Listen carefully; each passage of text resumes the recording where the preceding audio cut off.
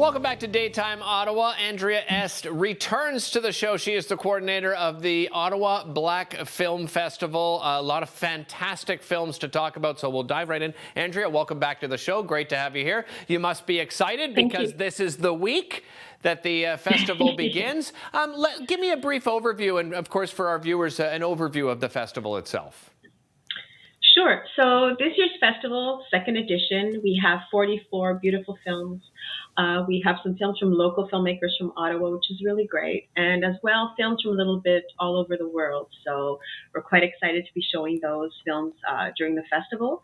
We have some wonderful panel discussions as well with Black community members of Ottawa, as well as filmmakers who reside in the Ottawa region and artists, creatives, Black creatives. So we have some really nice discussions as well, industry discussions mixed with some social topics as well. So we're excited.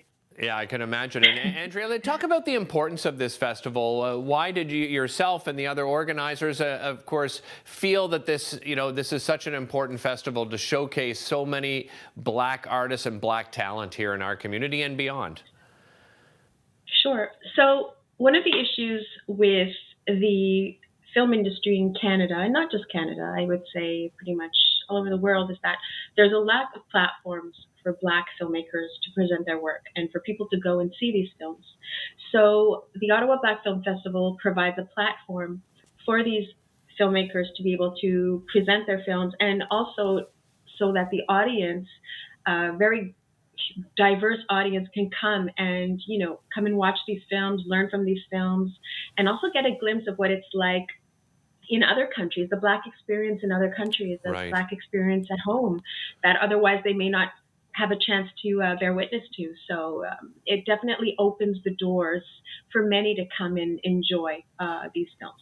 Andrea, perhaps a difficult question because you mentioned over 40 films that are going to be showcasing, but if you can you highlight a couple of them for you? What are some of the films that sort of stand out to you? Sure. So the opening film is called Alone, and what it's about is about three immigrant, very young children, teenagers, three of them from different countries who migrate to Canada. And they leave everything behind, their family, everything they know, their friends, and they start a new life in Canada in order to have more opportunities and a better life. So that's Alone. That's the opening film that opens at 7 p.m. on Friday evening. And then we have the closing film, which is Tug of War, which is a bit of a romance.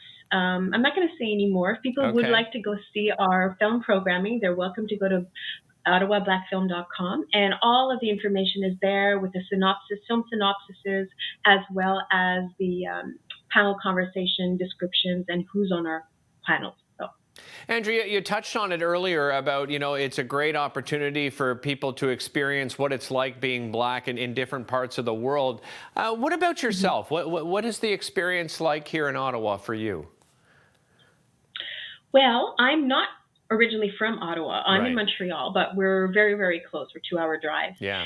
So the experience, it's opening up. I see doors opening up. I see more and more opportunities, more funding streams for emerging filmmakers and even established filmmakers that, didn't exist before, but we still have a long way to go. The whole process of getting funding is really sometimes can be extremely intimidating for these artists. So what we're trying to do as well with the festival is have these open discussions with funders and with different ways for them to be able to go and get support to be able to create their films.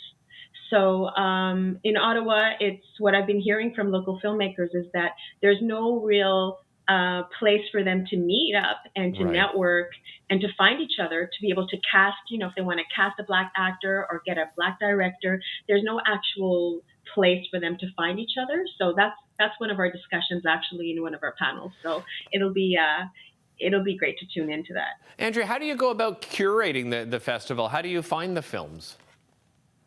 So what happens is it goes through a submission process. So there's a call for submissions that happens usually 3 months prior.